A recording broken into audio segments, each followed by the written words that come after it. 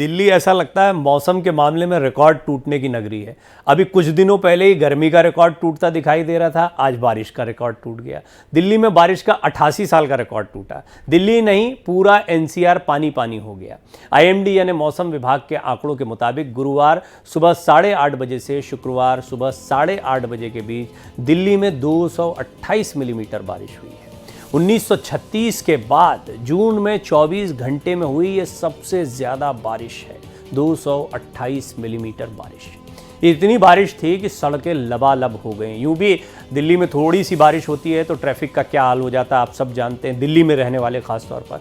24 घंटे में सबसे ज़्यादा बारिश हुई। 1936 में 28 जून को 235.5 मिलीमीटर बारिश हुई थी। दिल्ली में जून के पूरे महीने में औसतन 80.6 मिलीमीटर बारिश होती है। पिछले 24 घंटे में ही उससे लगभग 3 गुना बारिश हो चुकी है। लोगों को काफ़ी परेशानियों का सामना इससे करना पड़ा है। अब मौसम में ये जो परिवर्तन आ रहा है ये बहुत चिंता का विषय है। आप जब गर्मी देखते हैं तो ऐसी गर्मी देखते हैं जो कभी नहीं पड़ी थी, और जब आप बारिश देखते हैं तो वो भी अचानक से इतनी ज़्यादा बारिश हो जाती है। असर भी देखिए आप, असम और अन्य जगहों पर तो बाढ़ जैसे हालात बन गए। कई ज़िले के ज़िले जो हैं वो डूबते दिखाई दे रहे हैं।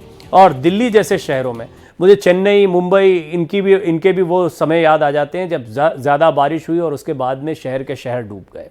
दिल्ली में ऐसे हालात न बन जाए कि हमेशा चिंता सताती रहती है। दिल्ली में बारिश का 88 साल का रिकॉर्ड टूटा। हर जगह बस पानी ही पानी दिखा। ये तस्वीर जो है लुटियन जोन्स की है, जहां आप देख सकते हैं किस तरह से दिल्ली की मंत्री आतिशी और कांग्रेस नेता शशि थरूर के घर के पास भी पानी जमा हो गया है। तो क्या खास क्या आम सारे इलाकों में। और ये कुछ और तस्वीरें गाज़ियाबाद की भी हैं, गुरुग्राम, दिल्ली। ये दिल्ली एनसीआर का जो इलाका है इसमें हर जगह लगभग यही हालात देखने को मिले। आप एनसीआर की अलग अलग जगहों की तस्वीरें देख रहे हैं, गाज़ियाबाद, और ये दिल्ली की कुछ अलग अलग जगहों की तस्वीरें हैं। पानी ही पानी जमा है। दिल्ली के क्या खास क्या आम, हर इलाके में बारिश का जोर दिखा, व्यवस्थाएं चरमराई दिखी, लोग गाड़ियां खींचते दिखाई दिए। कई जगह गाड़ियां बंद दिखाई पड़ी। कनॉट प्लेस हो, गोविंदपुरी हो, भीकाजी कामा प्लेस हो, मूलचंद हो, कौटिल्य मार्ग हो, अफ्रीका एवेन्यू मार्ग हो, या कोई भी आप इलाका देख लीजिए, लगभग यही हालात रहते हैं। दिल्ली के इंदिरा गांधी इंटरनेशनल एयरपोर्ट पर तो आज सुबह बड़ा हादसा हो गया इसी बारिश की वजह से, और ये खासा चर्चा में रहा क्योंकि इस पर राजनीति भी शुरू हो गई। विपक्ष ने खराब निर्माण या खराब इंफ्रास्ट्रक्चर का मुद्दा उठा दिया। एयरपोर्ट के टर्मिनल 1 की कैनोपी छत का एक हिस्सा भारी पोल समेत नीचे खड़ी गाड़ियों पर गिर गया था और इस हादसे में एक व्यक्ति की मौत भी हो गई, जबकि 4 लोग घायल हो गए। इनका अस्पताल में इलाज चल रहा है। इस हादसे के बाद हंगामा मच गया। एक तरफ विपक्षी दलों ने इसे लेकर प्रधानमंत्री नरेंद्र मोदी और सरकार को निशाने पर लिया, वहीं दूसरी तरफ एयरपोर्ट पर सुरक्षा का मुद्दा भी उठ गया। इसके चलते केंद्र सरकार ने बेहद सख्त रुख दिखाया। केंद्र सरकार ने देश के सभी एयरपोर्ट्स पर लगे ऐसे कैनोपी नुमा ढांचों का सेफ्टी ऑडिट कराने की तैयारी की है। साथ ही नागरिक उड्डयन महानिदेशालय ने डीजीसीए को दिल्ली एयरपोर्ट की पूरी बिल्डिंग और बाकी स्ट्रक्चर का निरीक्षण करने का आदेश दिया है। फिलहाल एयरपोर्ट के टर्मिनल 1 पर विमानों की आवाजाही बंद कर दी गई है और इस दौरान जो एक शख्स मारा गया उसको 20 लाख का मुआवजा दिया गया है। जो घायल हुए हैं उनको 3-3 लाख रुपए का मुआवजा इस पूरे मामले में दिया गया है। हादसे के बाद केंद्रीय नागरिक उड्डयन मंत्री राम मोहन नायडू मौके पर पहुंचे। उन्होंने यहाँ का निरीक्षण किया। ये मुआवजे वाली जानकारी भी उन्होंने दी और उन्होंने कहा कि भारी बारिश के कारण एयरपोर्ट के बाहर छतरी का एक हिस्सा ढह गया।